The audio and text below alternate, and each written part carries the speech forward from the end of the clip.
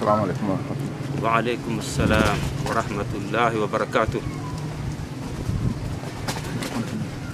Alhamdulillahi rabbil alamin. Wassalatu wassalamu ala ashrafil mursalin wa alihi wa sahbihi ajma'in. Nous avons loué le Seigneur, le Tout-Puissant, le Miséricordieux, le Tout-Miséricordieux, qui a créé les cieux et la terre sans modèle préétabli, qui a créé l'homme pour son adoration. Je remercie le site Da'wat Islamia pour ses efforts consentis pour faire passer très très loin le message de l'islam. Ce soir, deux questions m'ont été posées. La première, on demande à savoir quelle est la femme idéale pour le musulman. La femme que le musulman doit épouser. Vous savez que le mariage, c'est toute une vie. Donc il faut y prendre soin. Ne pas aller dans la précipitation. Et c'est pourquoi le prophète Mohammed sallallahu alayhi wa sallam a pris soin de donner les détails nécessaires sur ce point. Je vais commencer d'abord par le hadith d'Abu Huraira, qu'Allah l'agrée. C'est un hadith authentique dans Bukhari et Muslim, où le prophète sallallahu alayhi wa sallam, en donnant les critères qui poussent les hommes à se marier, il en a cité quatre, en disant Tunkahul mar'atu li arba'in. On épouse la femme pour 4 choses. Les maliha, à cause de son argent, ou les hasabiha, à cause de sa réputation, son rang social, ou les jamaliha, à cause de sa beauté, ou les diniha, à cause de sa religion. Et le prophète a placé la religion en 4e position. La religion, dans l'ordre des mots de cette phrase, la religion est venue en 4e position.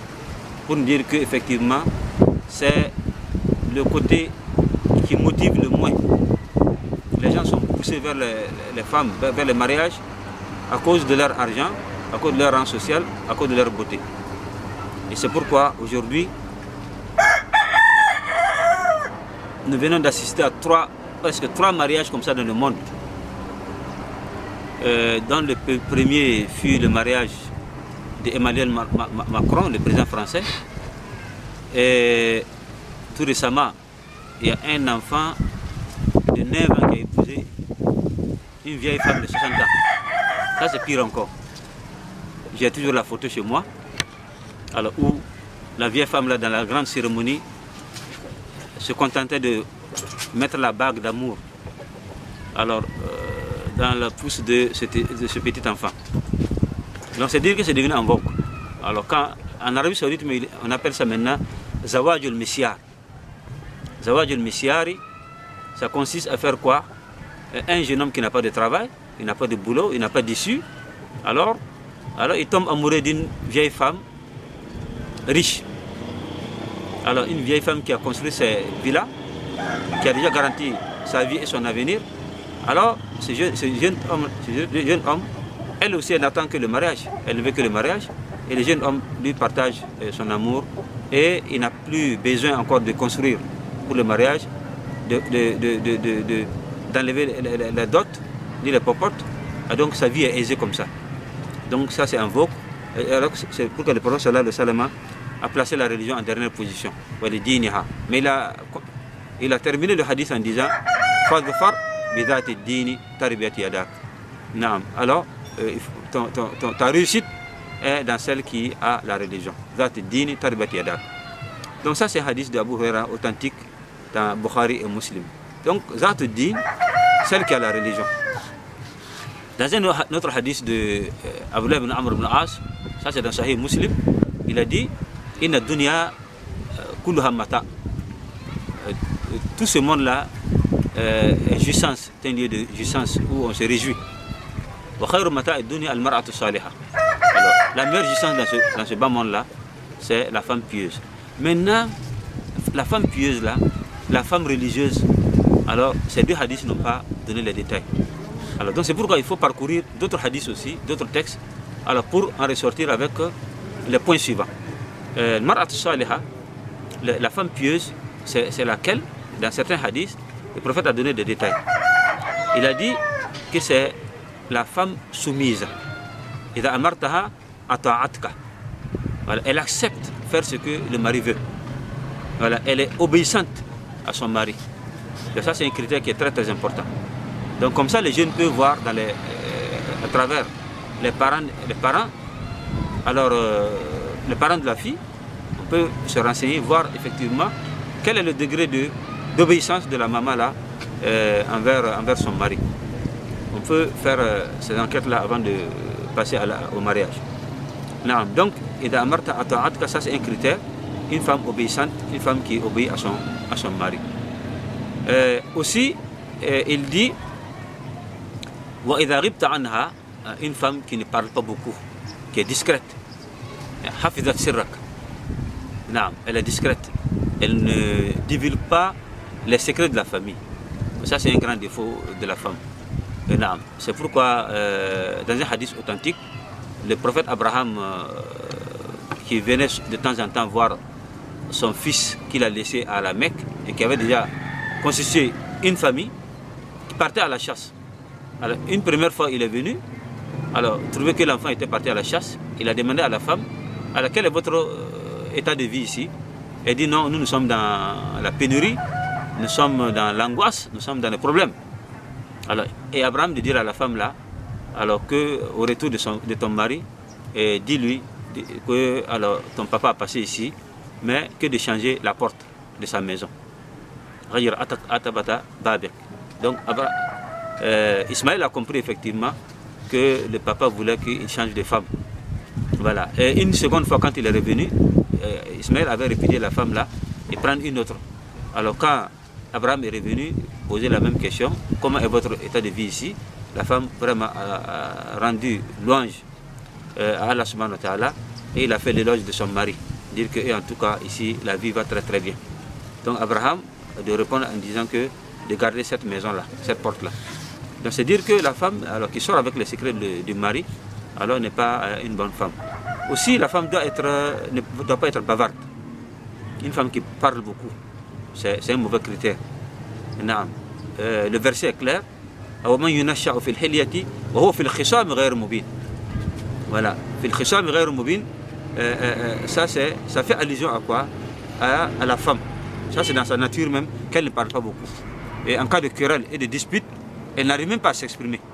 Donc ça c'est un bon critère que le prophète sallallahu alayhi wa sallam a donné, que le bon Dieu a donné dans ce verset là. Donc ça fait 3 critères que j'ai donnés. Maintenant avançons un peu. Le prophète sallallahu alayhi wa sallam, dans un autre hadith, alors il nous enjoint, il dit aux jeunes d'épouser les femmes qui enfantent beaucoup. Tazawwaju al-wadouda al-waluda. Parce que quand tu es avec une femme et qu'elle n'enfante pas, elle ne donne pas d'enfant, alors en ce moment-là, il n'y aura pas d'héritage. Alors quand vous décédez seulement vous partez, la maison va en tout cas se détruire comme ça seule. Donc il faut en tout cas, c'est-à-dire un héritage, il faut des enfants. Et beaucoup d'enfants même. Quand le prophète sallallahu alayhi wa sallam veut être au-dessus des autres communautés, il veut que sa communauté dépasse les autres communautés en nombre les jours de la résurrection. Donc ça c'est un bon critère aussi, une femme qui donne beaucoup d'enfants. Un autre critère, c'est lequel il s'agit quand la femme est chose, elle ne connaît pas elle est vierge, pour être bref. Voilà, une femme vierge. Non. Le Coran a fait l'éloge de ces femmes-là dans la sourate Ar-Rahman. Les femmes du paradis, parmi leurs critères en tout cas, qui dépassent les femmes de ce bas monde-là, c'est qu'elles sont toujours vierges.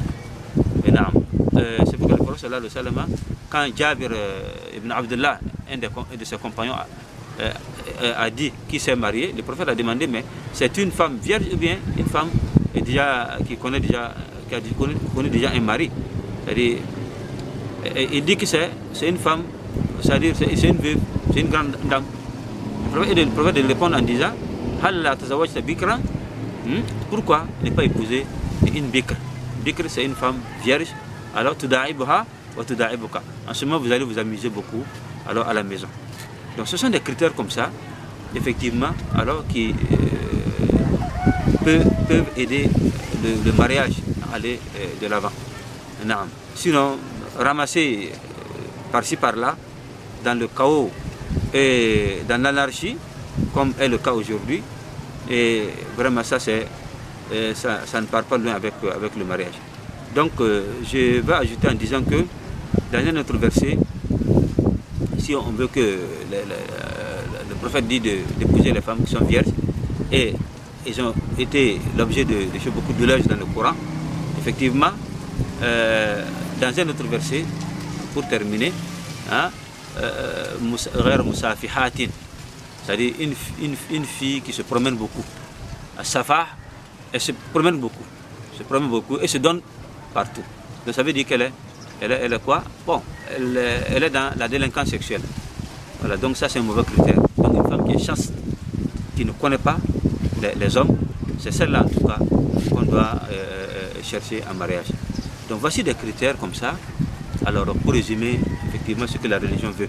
Donc c'est la femme pieuse avec ces détails-là, avec ces petits détails qui peuvent aider l'homme en tout cas, aider le mariage à aller de l'avant, par la grâce d'Allah subhanahu wa ta'ala.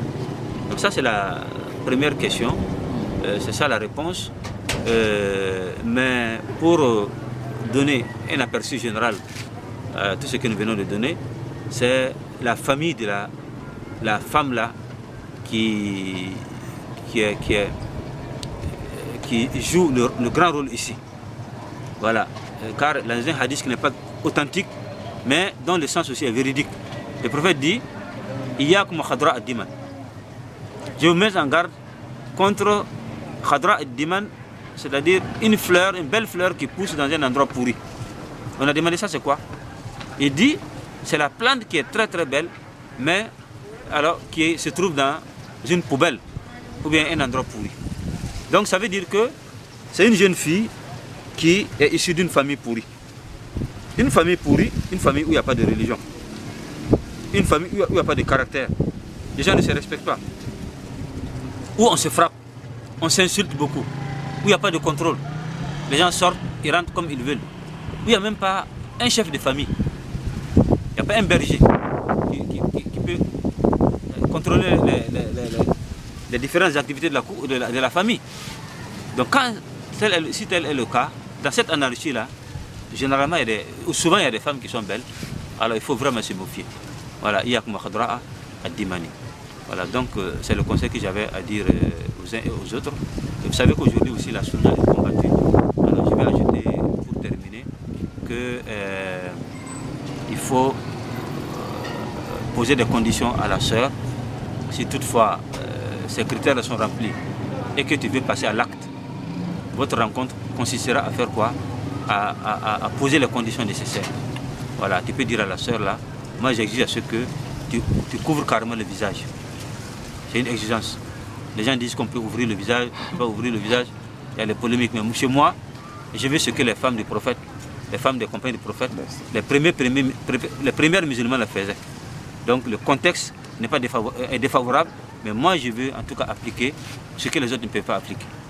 Tu exiges cela. Tu exiges aussi à ce que sur le plan travail, sur le plan études, elle s'adapte à la réalité religieuse. Sinon tout de suite là, elle peut te dire voilà, moi je vais sortir travailler dans le mixage, dans un contexte aussi mauvais pour la religion. Donc vous n'allez pas vous entendre. Donc je pense qu'il faut poser ces conditions là. Il faut être vraiment ferme dans ces choses, alors pour faire le bon choix. Alors car le bon choix, alors quand on a une bonne intention et on prie Allah subhanahu wa ta'ala, c'est pour que je vais dire aussi, pour terminer, puisque c'est trop. Alors quand je vais finir maintenant, il y a d'autres qui viennent. Voilà. Il faut faire istikhara. Après avoir vu les critères. Parce que ça sont les apparences. Mais ce qui est caché là nous échappe. En ce moment-là, qui connaît ce qui est caché? C'est Dieu. Voilà. Toutes les conditions sont remplies. Avant de passer à l'acte, alors il faut faire l'istikhara. Moi j'en ai fait. Alors moi j'ai fait effectivement une femme qui a amené sa fille comme ça pour nous présenter. alors que je faisais le doctorat en ce moment-là en Arabie Saoudite. Alors, j'ai vu son apparence, je l'ai apprécié. J'ai accepté. Alors, quand elles sont parties, moi je me suis levé tout de suite pour m'adresser au ciel, à Dieu subhanahu wa ta'ala, qui connaît le visible et l'invisible. Voilà. Il dit, ah vraiment, j'ai vu la fille là, elle m'a plu, d'apparence, mais c'est toi qui connais ce qui est caché. Alors que moi j'avais donné mes conditions. Presque 5 ou 6 conditions comme ça. La fille avait tout accepté. Voilà. À ma grande surprise, arrivée à la maison, elle dit qu'elle ne veut plus le mariage. Elle a refusé. Alors, ses parents ont quitté Ouagadougou même pour aller la menacer, même de l'expulser carrément de la famille là. Elle a toujours refusé. Elle est restée campée sur sa position. Jusqu'à ce que sa grande sœur qui a Bobo Djelasso vienne débloquer la situation là en se présentant à moi pour le mariage. Et ça a été comme ça. Voilà. Et après maintenant j'ai appris beaucoup de choses sur cette dernière là. Donc c'est Dieu qui connaît ce qui est caché. Donc après avoir pris tous les dispositifs, et après avoir fait les enquêtes nécessaires, alors celui qui connaît l'invisible il faut s'adresser à lui comme dernier repère avant de passer à l'acte, Inch'Allah. Alors qu'Allah bénisse ceux qui veulent se marier, qu'Allah les guide, ceux qui sont mariés aussi, qu'Allah les préserve contre les tentations de Satan. Alors qu'Allah bénisse toutes les familles musulmanes, Inch'Allah.